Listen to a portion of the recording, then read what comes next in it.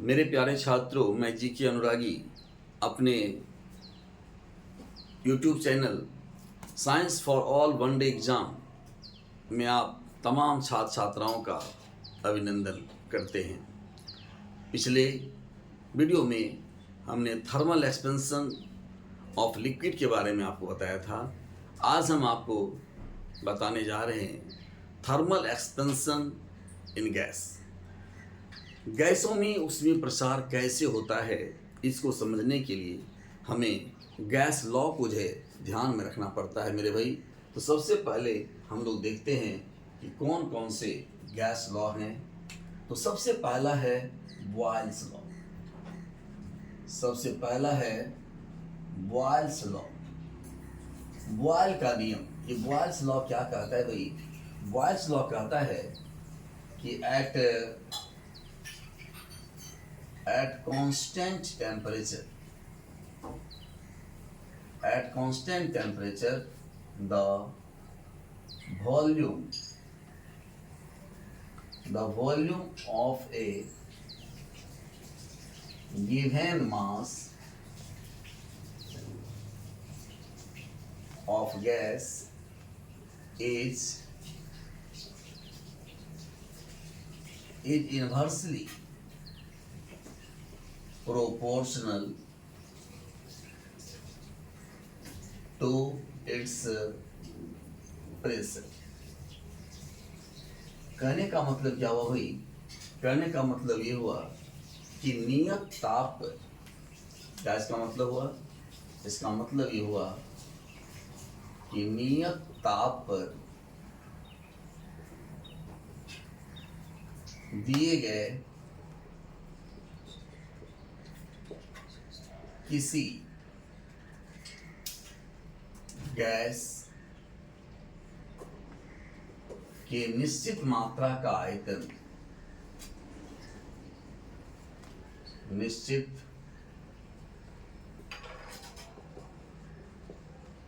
निश्चित मात्रा का आयतन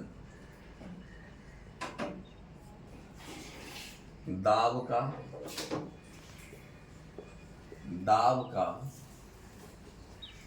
व्युत्क्रमानुपाती होता है।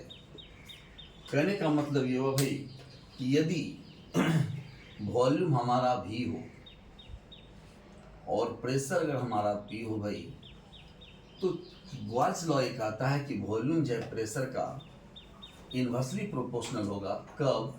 जब टेम्परेचर को क्या रखा जाए? टेम्परेचर को कांस्टेंट रखा जाए। ठीक है भाई। अब यहाँ पर देखो, अगर हम इस V को कांस्टेंट को, अगर हम प्रोपोर्शनल का चिन्ह हटाएंगे तो कोई कांस्टेंट डालेंगे और इस प्रकार से क्रॉस मल्टीप्लिकेशन जब करेंगे क्या हो जाएगा? PV = K होगा। और इसी को जो है बॉयल्स लॉ का मैथमेटिकल फॉर्म कहते हैं। अब जरा समझने का प्रयास करना मेरे भाई। अगर हम दो सिचुएशन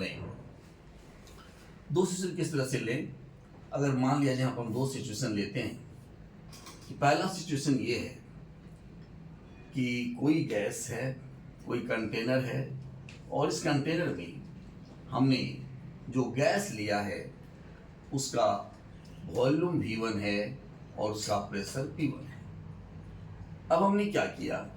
टेम्परेचर को कांस्टेंट रखा, ताप को क्या रखा भाई? ताप को जो है नियत रखा। टेम्परेचर को क्या रखा?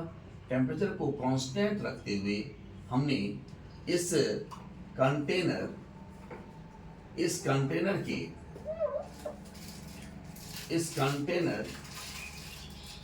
में जो गैस हमारा है इसका हमने वॉल्यूम V1 से V2 कर दिया। तो प्रेशर क्या हो जाएगा मेरे भाई? प्रेशर हमारा क्या हो जाएगा? P1 से P2 हो जाएगा। ये ना, वॉल्यूम क्या हो गया? V1 से हमने V2 कर दिया भाई, प्रेशर क्या हो जाएगा हमारा? P2 हो जाएगा। और यहाँ पर देखिए क्या कहता है? P1 V1 = K का मतलब, यानी PV जो है K है। इसका मतलब ये हुआ हम इसका प्रेशर और इसके वॉल्यूम को जब मल्टीप्लाई करेंगे एक कांस्टेंट राशि आएगा। क्वेश्चन हुआ हमारा 1। इधर भी क्या करेंगे? इधर भी हम P2 V2 जब करेंगे यहाँ पर भाई, ये भी क्या आ जाएगा, कांस्टेंट आएगा, के इक्वेशन नंबर 2। अब यहाँ पर फ्रॉम 1 and 2 अगर हम करते हैं, फ्रॉम 1 and 2, समीकरण 1 और 2 से देखो हमारा राइट साइड जो है दोनों तरफ क्या है, इक्वल है, तो लेफ्ट साइड क्या होगा भाई, इक्वल होगा। यानी हम ये लिख सकते हैं P1 V1 equal to P2 V2, और यही जो है हमारा फाइनल जो है रिजल्ट आता है। और this is the mathematical form of Boyle's law.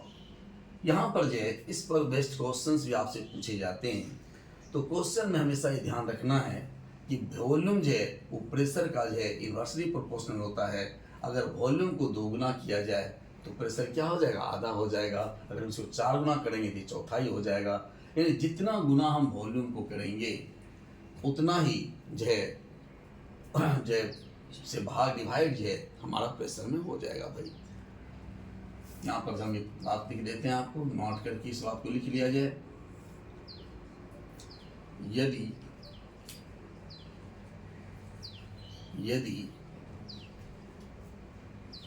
यदि आयतन को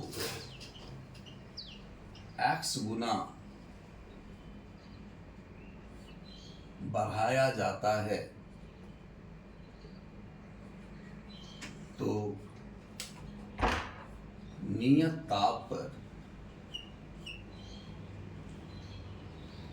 गैस का दाब 1/x गुना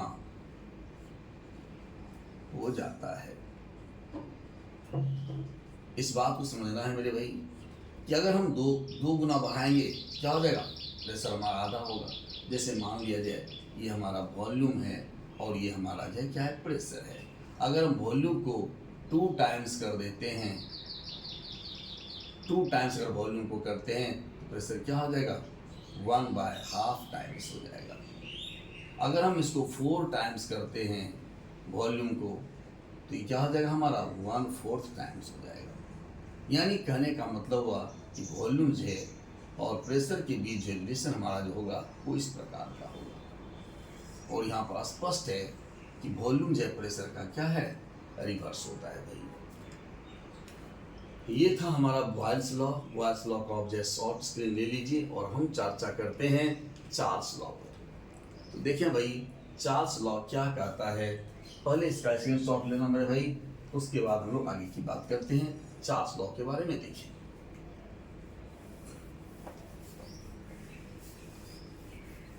चार्ल्स लॉ जो दूसरा जो नियम है, चार्ल्स लॉ में हम क्या करते हैं, प्रेशर को कांस्टेंट रखते हैं और चार्ल्स लॉ हमारे वॉल्यूम और एब्सोल्यूट जीरो या एब्सोल्यूट टेम्परेचर के बीच का रिलेशन बताता है। तो चार्ल्स लॉ को पढ़ने से पहले थोड़ा सा हम एक कॉन्सेप्ट ले लें, एब्सोल्यूट जीरो या एब्सोल्यूट टेम्परेचर। तो पहले हम लोग ये जाने भाई कि एब्सोल्यूट टेम्परेचर होता क्या है। एब्सोल्यूट टेम्परेचर जिसको कहते हैं परम ताप या इसी को कहा जाता है परम शून्य। परम शून्य ये क्या होता है, तो ये समझना मेरे भाई कि किसी भी वस्तु का जो किसी वस्तु के ताप की जो उच्च सीमा होती है वो फिक्स नहीं होती, लेकिन किसी वस्तु का जो निम्न सीमा है वो बिल्कुल फिक्स होता है। किसी वस्तु का ताप -273 डिग्री सी से नीचे नहीं हो सकता। इसीलिए वैज्ञानिकों ने इस टेम्परेचर को -273 डिग्री सी को परम शून्य या परम ताप नाम दिया है। तो परम शून्य या परम ताप बराबर क्या हो जाएगा भाई, ये हमारा जो है बराबर हो जाएगा -273 डिग्री सी, या इसी को हम लोग बोलेंगे 0 केल्विन।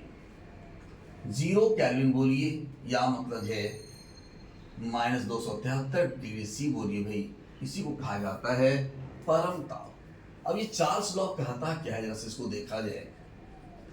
चार्ल्स लॉ कहता है कि एट कांस्टेंट प्रेशर, ध्यान रखना है मेरे भाई, यहाँ पर प्रेशर को कांस्टेंट रखेंगे। At constant pressure the volume of A given mass of gas is directly proportional to its absolute temperature। क्या कह रहा है? इसका मतलब ये हुआ कि नियत दाब पर, दाब को नियत रखना है, नियत दाब पर किसी दिए गए गैस का आयतन परम ताप का समानुपाती होता है। परम ताप का समानुपाती होता है। अगर इसका मैथमेटिकल फॉर्म लिखना चाहें भाई, तो क्या कह रहा है कि वॉल्यूम जो होगा वो परम ताप का समानुपाती होगा। परम ताप कैसे निकालेंगे?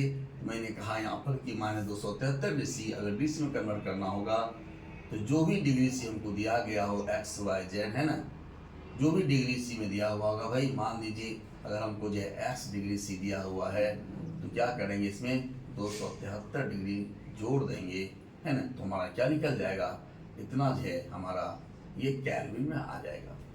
तो पहले डिग्री सी को हम क्या करेंगे, केल्विन में ला लेंगे, है ना, तब जो है हम आगे की चर्चा करेंगे। तो यहाँ पर देखो भाई कि भी जो है हमारा क्या हो जाएगा, KT हो जाएगा भाई। अब यहाँ V बटे T तो क्या होगा, K होगा। अब ये इसका मैथमेटिकल फॉर्म हो गया। अब यहाँ पर देखो, जैसा कि हमने उसको समझाया था आपको कि दो सिचुएशन हम लोग लेते हैं। एक सिचुएशन ये हमारा फर्स्ट सिचुएशन ये है कि हमने जो है प्रेशर को जो है वॉल्यूम को हमने V1 रखा, तो टेम्परेचर हमारा क्या है, T1 है। अब हम क्या करते हैं भाई, अब हम जो है प्रेशर को क्या रखते हैं, प्रेशर को कांस्टेंट रखते हुए हमने क्या किया, इसके वॉल्यूम को V1 से V2 कर दिया। अगर V2 कर देंगे तो स्वाभाविक है कि हमारा जो टेम्परेचर होगा वो T2 हो जाएगा। और जैसा कि हमारा चार्ल्स लॉ कहता है कि V1 और T1 का जो रेशियो होगा ये क्या होगा, कांस्टेंट होगा भाई। इक्वेशन नंबर हमारा 1 हो गया। और यहाँ पर जो है V2 बटे T2 का जो है रेशियो भी कांस्टेंट होगा। अब यहाँ पर जो है समीकरण 1 और 2 को अगर ध्यान में रखा जाए, समीकरण 1 एंड 2 से, यानी फ्रॉम इक्वेशन 1 एंड 2 अगर हम लोग देखते हैं तो क्या हो जाएगा मेरे भाई, यहाँ पर भी मेरा राइट साइड बराबर है, लेफ्ट साइड ऑलरेडी क्या हो जाएगा, बराबर हो जाएगा। यानी V1 बटे T1 बराबर क्या हो जाएगा, V2 बटे T2 हो जाएगा। This is the mathematical form of Charles law. यहाँ तक तो बात समझ आ गई होगी भाई। नेक्स्ट जो लॉ हमारा है वो है हमारा एवोगाड्रोज लॉ। पहले इसका स्क्रीनशॉट आप ले लीजिए मेरे भाई, उसके बाद हम लोग आगे की चर्चा करेंगे। चले हम लोग देखते हैं एवोगाड्रोज लॉ। एवोगाड्रोज लॉ क्या कहता है, जरा सा उसके बारे में जानिए। एवोगाड्रोज लॉ ये कहता है कि हम जब कांस्टेंट टेम्परेचर एंड प्रेशर दोनों को जब रखेंगे, यानी हमारा प्रेशर भी कांस्टेंट होगा और टेम्परेचर भी कांस्टेंट होगा, तो एवोगाड्रोज लॉ क्या कहता है, जैसा देखा जाए, एवोगाड्रोज लॉ। एवोगाड्रो लॉ कहता है कि at constant temperature and pressure, at constant temperature and pressure, the volume of a gas is directly proportional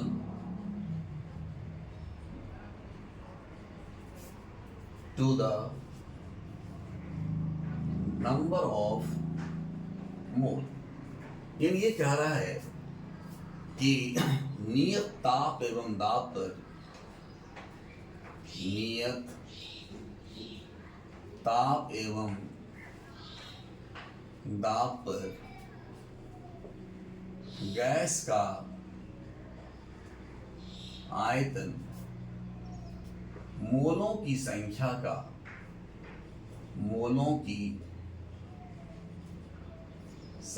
का समानुपाती होता है।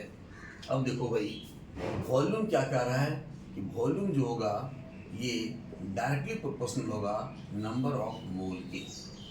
कब होगा भाई? जब T and P, temperature and pressure, both are constant. जब दोनों क्या होगा? बिल्कुल समान हो जाएगा। अब यहाँ पर देखो, हम इसको लिख सकते हैं V इक्वल टू, ये आपको लिखने की जरूरत नहीं है भाई, ये हमारा जो है तीसरा हुआ। हमने यहाँ पर जो आपको 3 नियम बताए, ये जो है 3 नियम बताए, और उसका जो है अब हम तीनों नियम को अगर हम कंबाइन कर देते हैं तो हमें कंबाइंड गैस लॉ मिल जाता है भाई। तो चले हम लोग देखते हैं कंबाइंड गैस लॉ, कंबाइंड